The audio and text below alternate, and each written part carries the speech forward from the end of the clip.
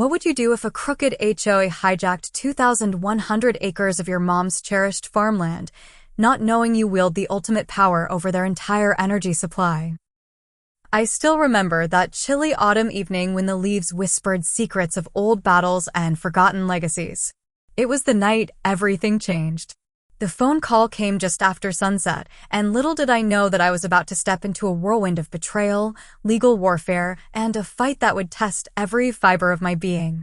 My mother had always been the heartbeat of our family. She nurtured the 2,100 acres of farmland with a passion passed down through generations, a land that was not only our livelihood, but a living testament to our history. When she fell ill, battling cancer with the same grit that defined her, I never imagined that our legacy would be so ruthlessly targeted. Just weeks after her passing, I returned to our family home, a creaky farmhouse in the heart of Pine Grove Valley that had seen so many seasons, both joyful and sorrowful. The air was heavy with memories as I stepped onto the porch where my mother used to hum her favorite tunes while watching the sunrise over the cornfields. I clutched a thick envelope handed to me by Mr. Jenkins, her old lawyer.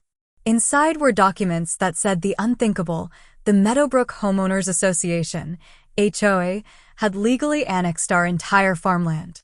At first, I couldn't believe my eyes. The documents were official, complete with county seals and signatures that resembled my mom's handwriting, but something was terribly wrong. How could this be? I recalled every moment of my childhood, every seed sown by my grandmother, every harvest celebrated with my family. It felt like a punch in the gut. And then, the phone buzzed. I was the regional supervisor for the Northeast Power Authority, a job I had taken to honor my family's legacy of hard work. Suddenly, the stakes were higher than I had ever imagined.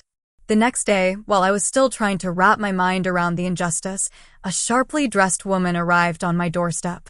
Karen Thompson, the president of Meadowbrook HOA, greeted me with a smile that didn't reach her eyes. "You must be Helen Johnson's son," she said, extending a manicured hand. I hesitated, trying to read the true meaning behind her polished words. "We're so sorry for your loss," she continued, but her tone carried an undertone of cold calculation.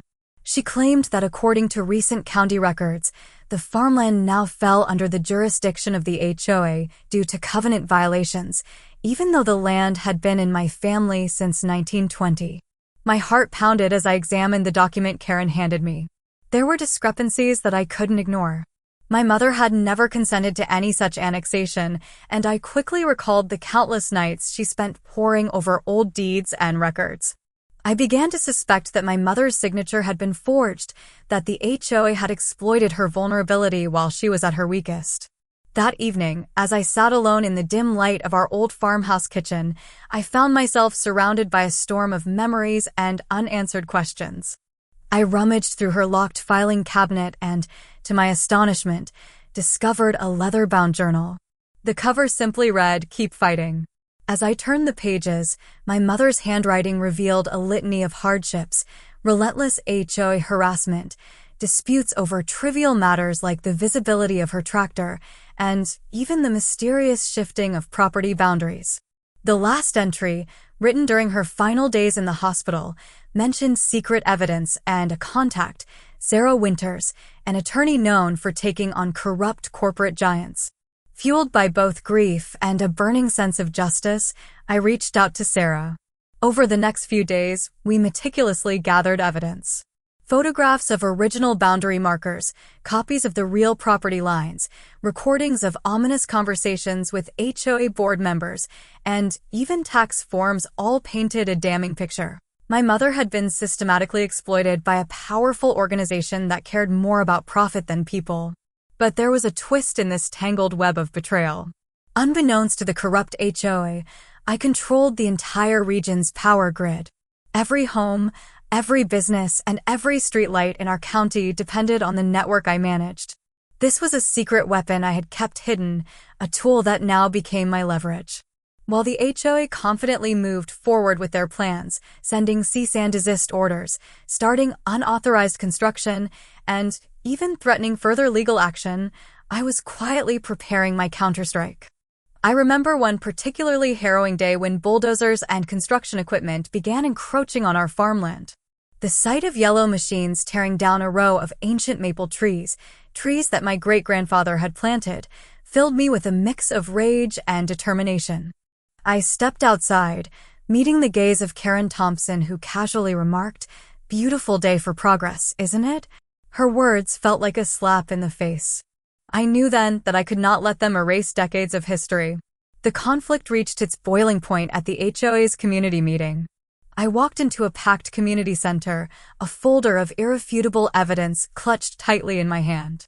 With the calm authority of someone who had faced hardship before, I addressed the room. "This property isn't some vacant lot waiting for development.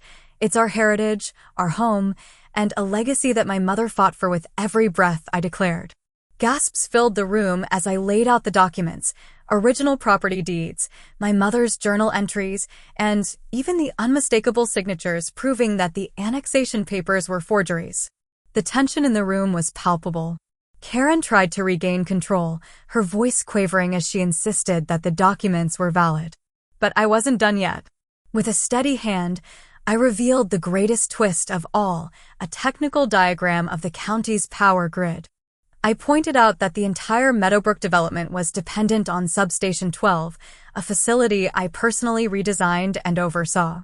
"Without my approval, your development plans will fall apart." "There is no power without my consent," I said, my voice echoing with authority. A murmur ran through the room as the board members exchanged uneasy glances.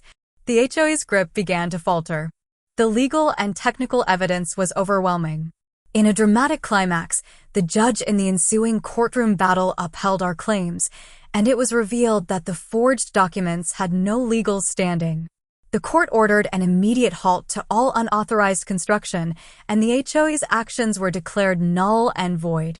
In the aftermath, as news vans circled the courthouse and the community buzzed with whispers of scandal and redemption, I felt a bittersweet mix of victory and loss. I had reclaimed the land that was rightfully ours, but nothing could bring back my mother. Still, I knew that her spirit lived on in every inch of that farmland. The corrupt HOA was dismantled, their leaders exposed and held accountable. In its place, a new community organization was formed, a democratic body that truly represented the people, ensuring that such abuses of power would never happen again. Every night, as I walk through the fields under a starlit sky and listen to the gentle hum of the power grid I now control, I'm reminded of the fight we fought, a battle not just for land, but for justice, legacy, and the power of standing up when everything is at stake. My story is a reminder: always verify legal documents, never underestimate the power of your heritage, and remember that sometimes the tools you need to fight injustice are hidden in plain sight.